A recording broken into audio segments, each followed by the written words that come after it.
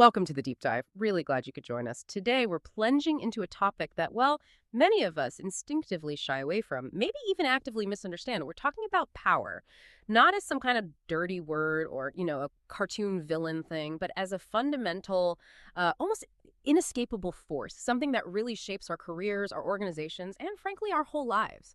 Our focus for this deep dive is Jeffrey Pfeffer's really insightful 2022 book, Seven Rules of Power. Surprising, but true advice on how to get things done and advance your career. Now, for those who might not know, Jeffrey Pfeffer is a longtime organizational behavior professor at Stanford. His course on power, it's legendary, seriously, one of the most popular electives they have. What makes this book so compelling and why we really wanted to dive into it is how it takes this often murky, kind of complex world of power and makes it feel systematic, makes it feel really applicable, and it's grounded in like the latest social science research. It's basically the most current scientific take on how power actually works in the real world. Okay, but let's be upfront here. The stuff we're going to talk about, it might feel a bit uncomfortable. For a lot of people, the very idea of acquiring power or wielding it immediately brings up images of, Machiavelli or maybe even someone like Han Feizi from ancient China. It can feel manipulative, maybe even inherently dark. But here's the critical question Pfeffer makes us face. Can we really just opt out of power dynamics in our lives, in our careers? Can you actually avoid politics when there are stakes involved? Status, resources, opportunities. You might wish you could, sure, but is that like a realistic choice? Or is it maybe a dangerous illusion? You're right. That really nails the core tension we're exploring today. So what does this all mean for you listening? Our mission, as always, is to unpack these surprising, sometimes uncomfortable, but ultimately vital truths about power. We're here to pull out insights directly from this book that could really change how you navigate your professional life, give you more awareness, maybe more agency. Okay, so to really hammer home the stakes involved here, the cost of ignoring power, let's start with a couple of really compelling stories Pfeffer shares. The first one is about this brilliant tech leader, Rajiv Pant. He's pretty well known in the media industry. Pant told Pfeffer about how he was going for a CTO position at a major publishing house. Big deal. But he got caught up in a political struggle. And he lost. His opponent got the job, and Pant basically had to leave the company. Now get this. During the severance negotiation with his new boss, who was his former opponent, remember, Pant notices something on the guy's bookshelf. It was one of Pfeffer's earlier books on power. Yeah, like a light bulb moment, right? He suspects his opponent used the very ideas in that book to beat him. So Pat goes home, immediately buys the audio, the Kindle, and the print versions of that book. He just devoured it, listened to it over and over, studied it really hard, aiming, as he put it, to get the true essence. And the result.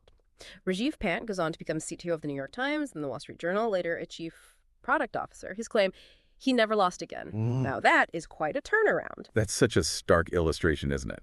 The cost of not knowing, basically. Let's contrast that with another story Pfeffer tells. This one's about a former Stanford student of his.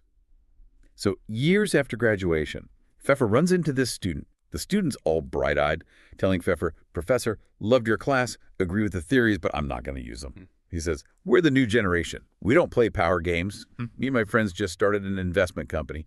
Pure equal partnership. Absolutely no politics." Pfeffer, probably with a bit of a knowing smile, just wishes him well. Fast forward a few years, they meet again. Pfeffer asks how the company's going. The student kind of sheepishly admits he's not there anymore. Yeah. He'd been ousted by his partners using, and these were his words, political means. Yeah.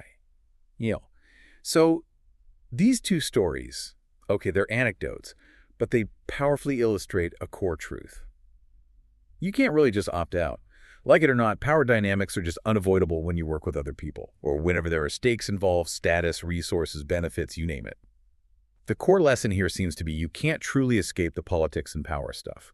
At the very, very least, you need to be able to protect yourself, from being sidelined or pushed out. It's about self-preservation, really, even if you never aim to be some big power player. So these aren't just like one-off incidents. The bigger message feels like ignoring power doesn't make it vanish. It just leaves you vulnerable. It's a really pragmatic warning. And that leads us perfectly into the crucial conceptual framework the book lays out. Before you even get to Pfeffer's specific 7 rules, he says you need to grasp 3 foundational understandings. This is where I think the real paradigm shift starts.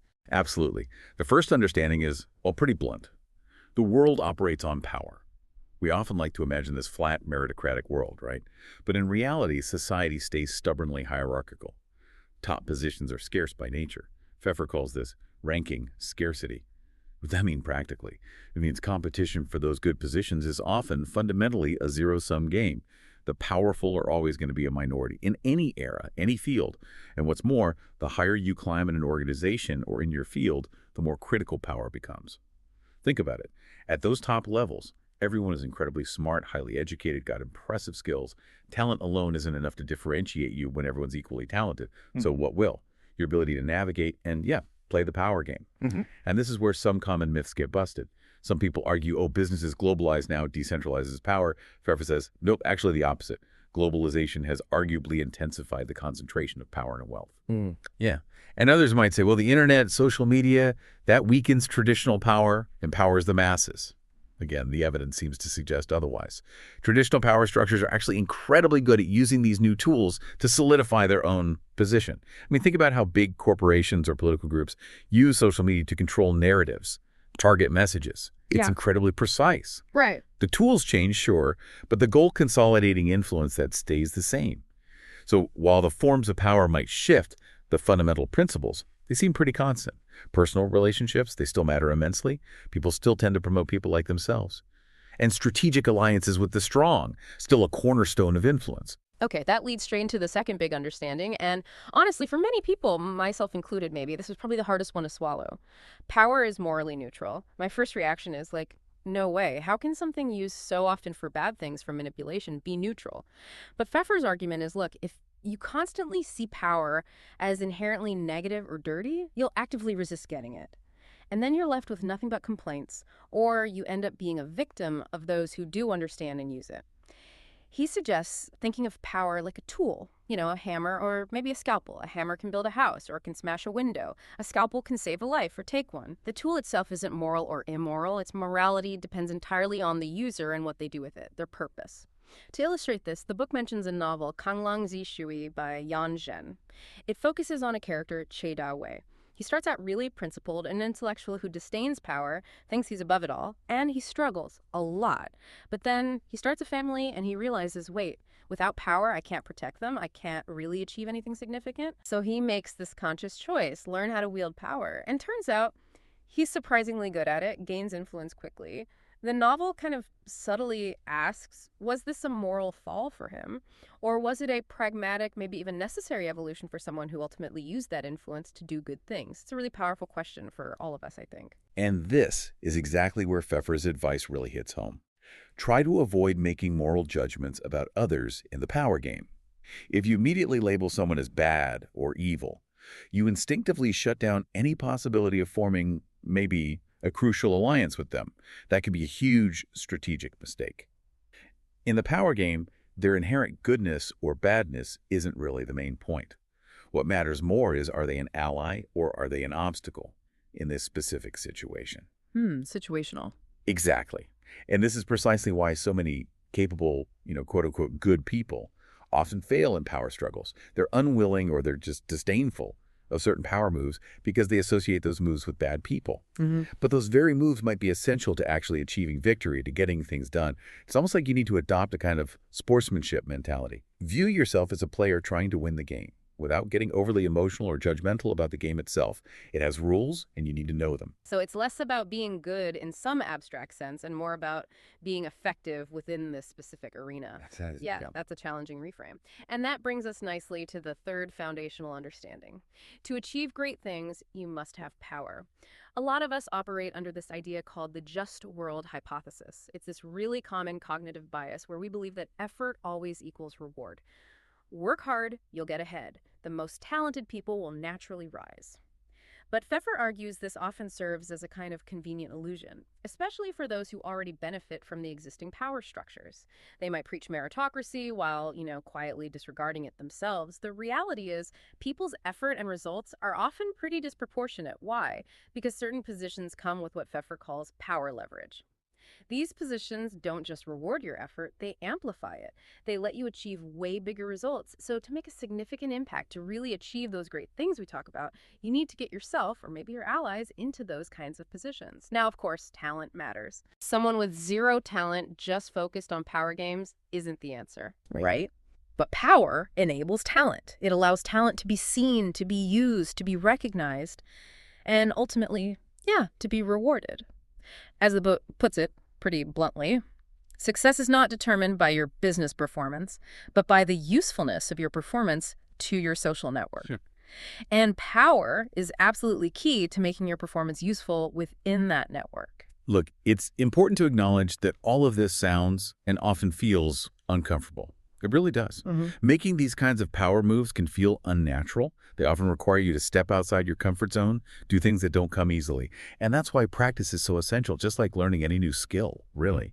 And one powerful suggestion from the book is to build yourself a coach or an advisory team. These should be maybe a few close friends who are not in your company, maybe not even in your industry, right? Okay. To avoid any conflicts of interest. Yeah. Their role is to give you counsel, help you analyze your actions, look at things objectively, and maybe most importantly, push you out of that comfort zone a bit, help you really think through your choices and actions. Because ultimately, while power is about control, the only thing you can truly control is your own choices and your own actions. Let's maybe wrap up this part of the deep dive with one more really powerful anecdote. This one shows the positive impact of actually wielding power, even for someone who might have initially resisted it. It's the story of a female earth scientist. She was working in a field that was heavily male-dominated, and for 2 decades, 20 years, she was routinely bullied by her boss, who was much older. She felt totally isolated, vulnerable, like she had no recourse, just suffering, really. Then she read Pfeffer's book. She started to internalize its lessons, especially those foundational understandings we just talked about. She learned how to speak with power, how to intentionally build an influence network around herself, how to gather her own people, her own allies. And the transformation apparently was remarkable. Not only did she manage to, let's say, tame her longtime tormentor, her former boss, but her colleagues, who had maybe watched her struggles for years, they started to actively, curry favor with her, seek her out. Wow. Yeah. Her work became smoother, way less stressful. And critically, her overall happiness, her positive emotions, they increased significantly. There's even research suggesting that having power can improve your physical health. It really does make you think of that old proverb. A small man cannot go a day without money. A great man cannot go a day without power. So it's not just about protecting yourself from the bad stuff. It's actually about enhancing your whole professional life, your well-being. Now, while understanding all this about power is vital, I do want to offer a really crucial note of caution here. Power definitely has a strong corrosive effect. It can make people foolish, arrogant, lose perspective, and the relentless pursuit of power. That can absolutely backfire. Yeah. Leave you worse off than when you started. Look, most of us, deep down, we prefer to see those energy-type heroes succeed, right? People who achieve great things through just sheer talent and hard work. We don't necessarily love the idea of people succeeding through conniving or manipulation. But the hard truth is, we shouldn't just yield power to those who would use it poorly. If anyone is going to truly understand how power works, how it's acquired, how it's wielded, it really should be us, the people who hopefully want to use it for good. That's such an important point. It's about knowing the rules of the game. Not necessarily to play dirty, but to make sure you're not just a pawn in someone else's game. This deep dive into Jeffrey Pfeffer's work has been incredibly eye-opening for me, revealing these surprising, sometimes uncomfortable, but really vital insights into this force we so often ignore or, demonize. So we'll leave you with Jeffrey Pfeffer's powerful concluding quote from 7 Rules of Power. It's a quote that I think really sums up his whole philosophy. If you want power to be used for good, more good people need to have power. So as you go about your week, maybe think about this. What's one small, maybe slightly uncomfortable power move you could practice this week? Something to start shaping your own professional narrative. Could be speaking up more confidently in that meeting, or maybe strategically connecting with someone new who could genuinely amplify your work. Just something to think about. Until next time, keep diving deep.